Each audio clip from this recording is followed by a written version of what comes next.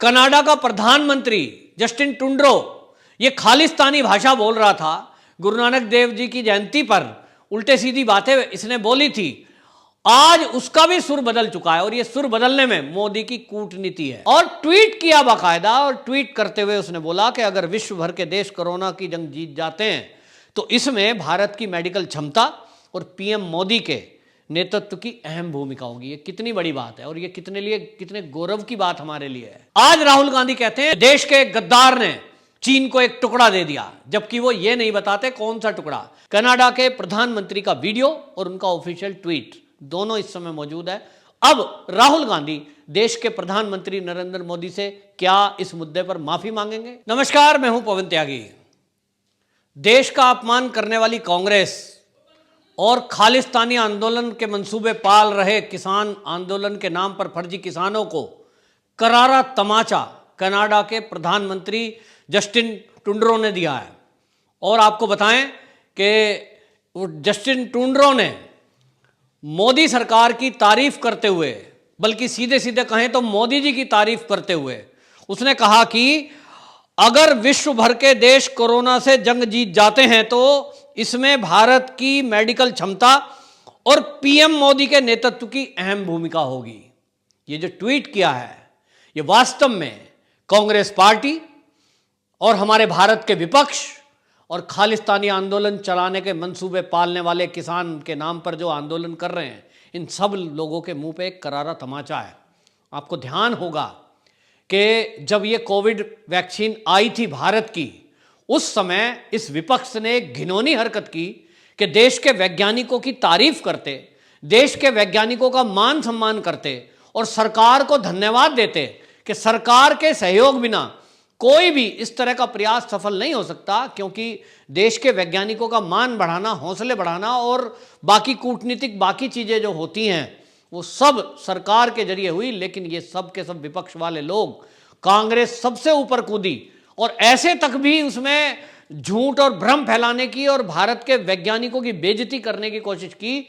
और ये कहा फैलाया गया कि ये जो वैक्सीन है ये अगर इंजेक्शन लगाएंगे तो नपुंसक हो जाएंगे, ये वैक्सीन लगाएंगे तो ये तो बीमार कर देगी।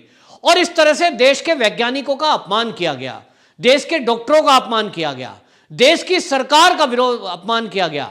लेकिन आज दुनिया के कई देश भारत की तरफ देख रहे हैं। आपको बताएं कि भारत की तरफ से अभी तक लगभग 2.4 करोड़ वैक्सीन, यानी लगभग 2.5 करोड़ वैक्सीन दुनिया के कई देशों में दी जा चुकी है। 25 देशों में अभी तक भारत वैक्सीन दे चुका है। यहां तक कि भारत में भी यह अभियान चल रहा है। और भारत में ये जो विपक्षियों ने नुकसान करा, ये जो अपमान किया, इसके बावजूद इनको शर्म नहीं आ रही कि ये किस तरह की बातें कर रहे थे और देश में अभी भी उस कोविड शील्ड पर सवाल उठा रहे हैं। वहीं आपको बताएं कि दुनिया के 25 देशों में ये वैक्सीन पहुंच चुकी है। लोग धन्यवाद कर रहे हैं, मोदी सरकार को सराह रहे हैं। और जो कनाडा का प्रधानमंत्री जस्टिन ट्रूडो ये खालिस्तानी भाषा बोल रहा था, गुरु नानक देव जी की जयंती पर उल्टे सीधी बातें इसने बोली थी। आज उसका भी सुर बदल चुका है और ये सुर बदलने में मोदी की कूटनीति है। आपको बता दें कि जब ये 25 देशों की लिस्ट बनी थी कि किन किन देशों को इंडिया वैक्सीन देगा, तो उसमें उस समय सरकार ने कनाडा का नाम नहीं डाला था, क्योंकि कनाडा को सबक सिखाना है, ये मोदी सरकार ने तय कर लिया था। उसके उद्योग धंधों को भी किस तरह से कंट्रोल करना है, किस तरह से एक्साइज ड्यूटी बढ़ानी है, वो सारा की सारी योजना बन गई थी। और कनाडा को सबक सिखाना जब तय हुआ और लिस्ट में नाम उसका नहीं है, तो कनाडा के सारे जितनी जनसंख्या है, लोग हैं, वहां के नागरिक हैं, उन्होंने आलोचना शुरू की प्रधानमंत्री की कि इसको क्या जरूरत थी कि खालिस्तानी मूवमेंट चलाने वाले लोगों के पक्ष में खड़ा हो गया और उस तरह का बयानबाजी की। किसान आंदोलन के बारे में क्यों बोलने की इसको जरूरत थी? अपने देश की समस्याएं देखता।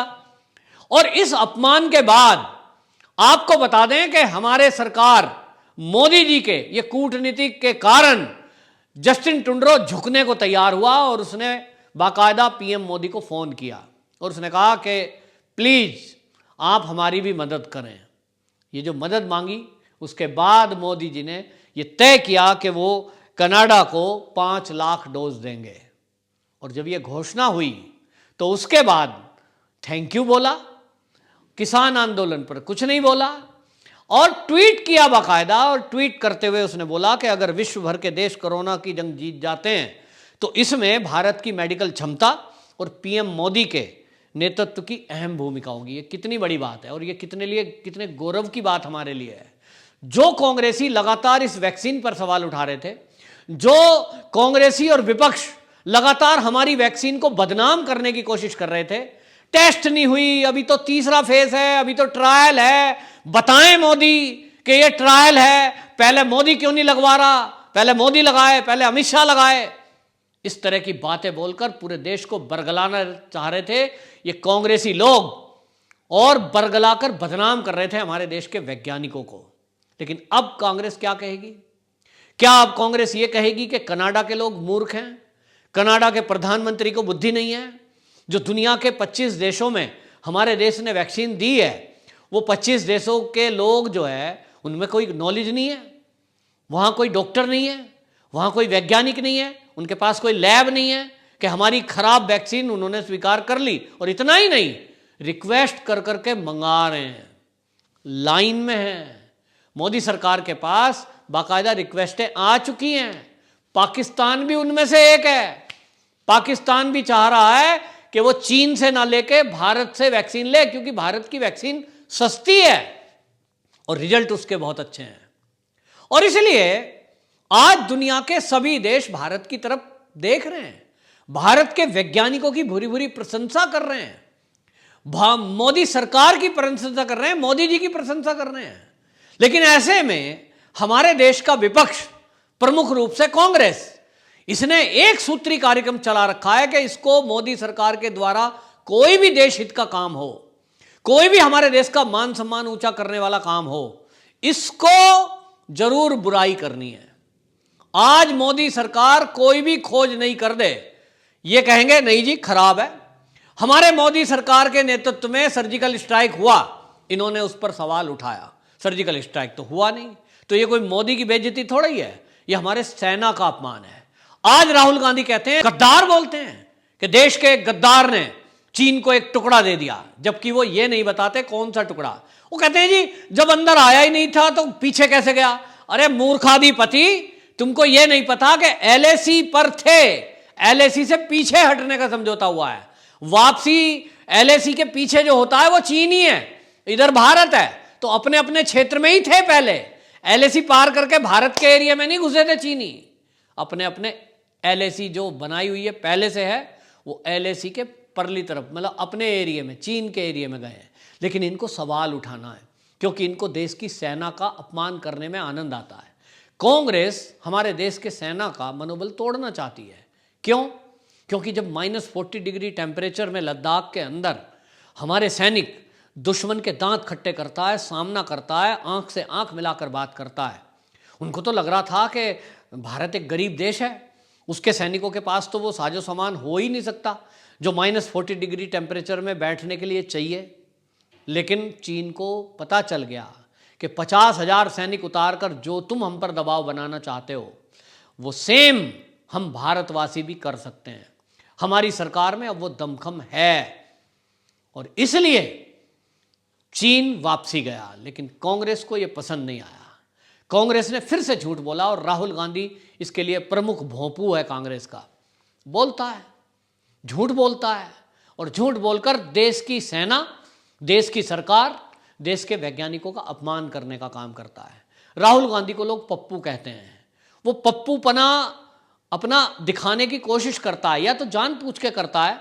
जैसे केजरीवाल को हमने देखा कि वो जब चुनाव में आना था तो एक मफलर लेकर टोपी के ऊपर गांठ मार के खांसते हुए एक गरीब बेचारा सा आदमी बनकर लोगों की सहानुभूति बटोर ली। लोगों को लगा ये तो बेचारा हमारे ही जैसा है।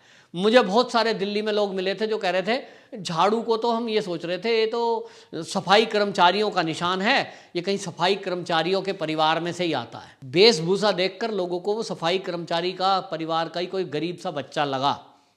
ठीक इसी तरह मैं आपको बता रहा हूँ कि ये राहुल गांधी भी ये जो बातें बोलता है ना मंच से, कभी कोई भाषा बोल देगा, कभी कहेगा हम जब सत्ता में आएंगे तो 25,000 करोड़ लोगों का हम जो है भला कर देंगे, हम उनको गरीबी रेखा से पार कर देंगे। अरे भैया 25,000 करोड़ तो इस देश की जनसंख्या नहीं है भाई, 130 करोड़ हैं, तू 25,000 की गरीबी दूर कर देगा, 25,000 करोड़ की।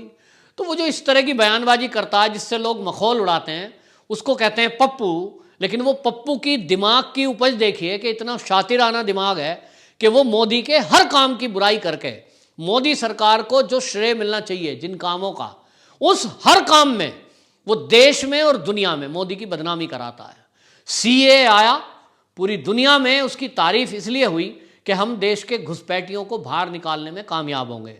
दूसरी बात, जो 3 देशों में अल्पसंख्यक हैं, जिसमें दलित हैं, जिसमें सिख हैं, जिसमें जैन हैं, उनको हम यहां नागरिकता देंगे, उनको आराम मिलेगा। मोदी सरकार की बड़ाई हो इसके पहले ये इस पप्पू ने झूठ फैलाना शुरू कर दिया, लोगों को सड़कों पे ले आया।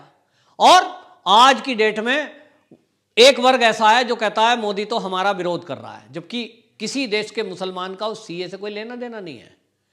लेकिन बड़ी चालाकी से कांग्रेस ने पूरे मुसलमान वर्ग को एक मैसेज देने की कोशिश की कि तुम्हारे हितैषी हम हैं, जबकि हितैषी किसके बन रहे हैं? वो रियल में किसका भला कर रहे हैं सीए का विरोध करके? जो बांग्लादेशी घुसपैठी हैं रोहिंग्या, उनका भला कर रहे हैं। किसान मुद्दे को देखिए, 3 कृषि बिल आए, किसानों के हित के आए, उसकी बड़ाई मिलती, सारे देश में वाहवाह हो रही थी, किसानों को सम्मान निधि बैंक के जरिए मिल रही थी, 1 रुपए का भ्रष्टाचार केंद्र के द्वारा नहीं हुआ, लोगों को सीधी राहत मिल रही थी, राशन मिला। वो सब पे मट्टी फेरने का काम इसी जिसको पप्पू कहते हैं इसने कर दिया, झूठ बोलकर। तो पप्पू एक प्लानिंग पे काम कर रहा है कि लोग उसे मूर्ख समझते रहें, लोग उसका मजाक बनाते रहें, और वो मोदी के विरोध में, देश के विरोध में अपना एजेंडा चलाता रहे, और इस देश में देश की सेना, देश के वैज्ञानिक, देश की सरकार को, मोदी को और संघ को बदनाम करने का एक सूत्री कार्यक्रम चलाए हुए है।